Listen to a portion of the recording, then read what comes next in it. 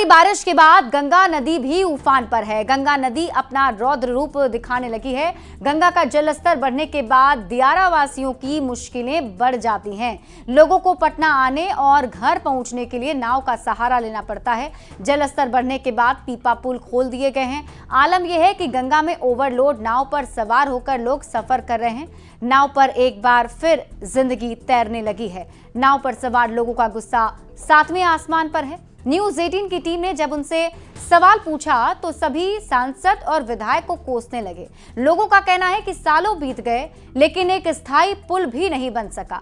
दियारा इलाके में 30 से ज्यादा गांव के लोग डरे सहमे रहते हैं। बाढ़ का पानी गांव में घुसने का डर सताता रहता है। नासरीगंज घाट का जायजा लिया है न्यूज 18 संवाददाता रजनीश कुमार ने।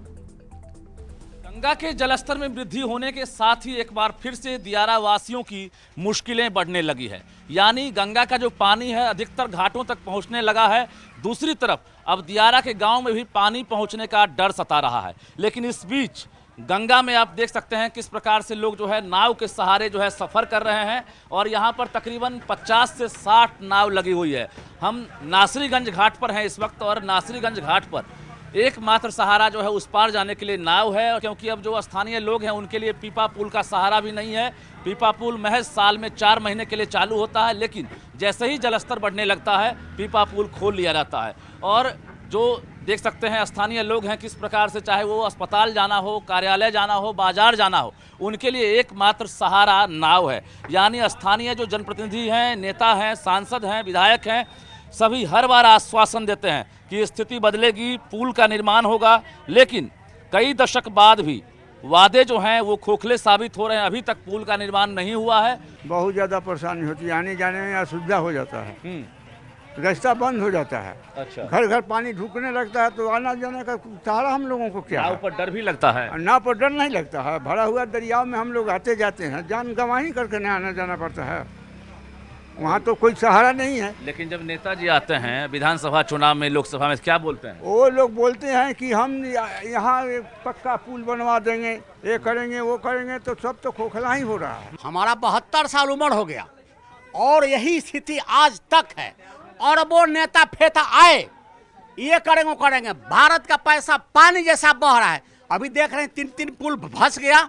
इसके लिए एक पुल का व्यवस्था नहीं करा सकता कोई आदमी। ने डिमांड किया था पुल बनने के लिए, और वो बार डिमांड किए, लेकिन सुनने वाला कोई नहीं। नेता कहते हैं इलेक्शन में आता है और गोल मुंह बनाता है, गोल लड्डू जैसा, अब 32 दांत निकालता है और 2 हाथ जोड़ता है 42 और सोना लगा के 420 कहता है कि हम 420 हैं। और फिर जाने के बाद इलेक्शन के दिन ही आता है। जब बरसात बहुत बढ़ जाती है ना वो गंगा जी, तो खुल जाती है, बहुत दिक्कत होती है। कितना डर लगता?